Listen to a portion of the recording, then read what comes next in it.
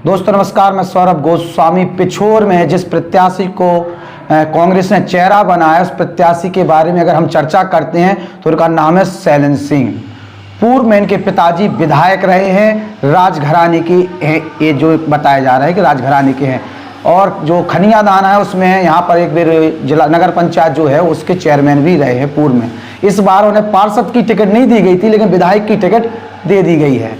अब विधायक का चेहरा पिछोर से केपी सिंह की टिकट कटने के बाद उन्हें बनाया गया है। सवाल एक खड़े और अंदर खाने ही कांग्रेस के तमाम नेता यह चीज बात कर रहे हैं कि आखिरकार एक ठाकुर प्रत्याशी को ही चेहरा क्यों बनाया गया है और किसके इशारे पर टिकट दी गई है। लोग कह रहे हैं कि कक्काजू डिसाइड करते थे और कक्काजू ने डिसाइड किया है कि शैलेंद्र सिंह को टिकट दी जाए। जिस व्यक्ति को पार्षद की टिकट नहीं मिली हो वो विधायक की टिकट पा जाता है, चाहे कक्काजू के कहें कि अनुकंपा पर, चाहे किसी और तरीके से। केपी सिंह पिछोर छोड़ शिवपुरी भाग गए हैं और शैलेंद्र सिंह का नाम चर्चा में आ रहा है। शैलेंद्र सिंह की अगर हम बात करते हैं तो एक राजघराने के वो हैं, इनकी सबसे बड़ी पहचान यही है कि राजघराने के पूर्व में उनके पिताजी विधायक रहे तो उनके सुपुत्र हैं और जो नगर पंचायत से वो जीते हैं, एक बार वहाँ के चेयरमैन रह चुके हैं खनिया दाने के।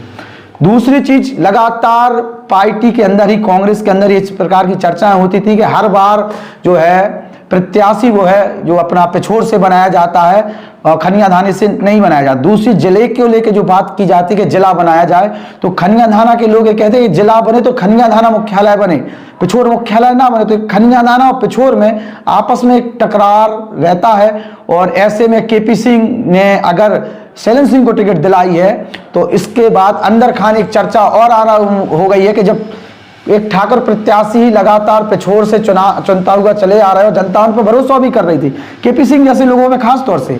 अब ब्राह्मण चेहरे को टिकट आखिरकार कांग्रेस ने क्यों नहीं दी? शैलेंद्र सिंह को जैसे ही कांग्रेस प्रत्याशी के तौर पर घोषित किया जाता है, अंदर खाने केपी सिंह के समर्थक जो है वो हताश हैं, निराश हैं, उदास हैं, कुछ रोते हुए नजर भी आए। हमने कुछ लोगों से बात की जो पुराने कांग्रेसी हैं, केपी सिंह के साथ के हैं या शैलेंद्र सिंह के पिताजी की राजनीति के साथ के हैं, वहाँ पर उन्होंने ये चीज़ कही है कि अगर जब लगातार ठाकुर प्रत्याशी जीतते चले आए हैं तो ऐसे में जब उन्हें प्रत्याशी बदलना था तो शैलेंद्र सिंह को ही क्यों उन्हें टिकट दिलाई, ब्राह्मण चेहरा को आगे करते थे। और जिस प्रकार से केपी सिंह और प्रीतम सिंह लोधी के बीच में एक चुनावी मुद्दा स्पष्ट तौर पर साफ आया था, जो ब्राह्मण वोट बैंक है वो प्रीतम सिंह लोधी से के खिलाफ में है, नाराजगी में है और प्रीतम सिंह लोधी उसको मनाने का प्रयास कर रहे हैं। अगर ऐसा था तो कांग्रेस को ब्राह्मण चेहरा वहां से उतार देना चाहिए था।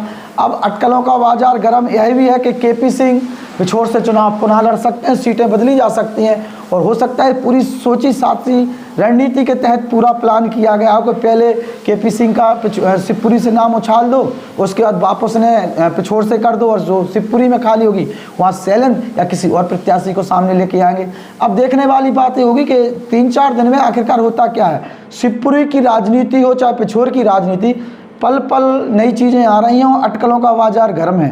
कोई ये नहीं कह सकता कि हम जीत कर आ रहे हैं, कोई ये नहीं कह सकता कि कौन सा चेहरा सामने आने वाला है। केपी सिंह ने अभी अपने पत्ते नहीं खोले हैं, किसी भी इंटरव्यू जैसे टिकट फाइनल उसके बाद कोई भी इंटरव्यू उनका सामने नहीं आया है, सोशल मीडिया पर ज़्यादा एक्टिव नज़र नहीं आ रहे हैं। ऐसे में जब तक हम लोग वहाँ पहुँचेंगे नहीं, लोगों से जानकारी नहीं निकालेंगे, जब तक ज़्यादा कुछ कह नहीं सकते। लेकिन शैलेंद्र सिंह का हमने आपको राजनीतिक एक परिचय देने का प्रयास किया है, तो चूँकि शैलेंद्र सिंह को जो लोग जानते हैं वो एक सीमित दायरे के लोग हो सकते हैं, पिछोर के लोग जानते हों, खनिया दाने के लोग जानते हो कि राजघराना है, लेकिन आसपास का क्षेत्र का लोग इतने ज़्यादा नहीं जानते, ना इतने ज़्यादा एक्टिव रहते हैं।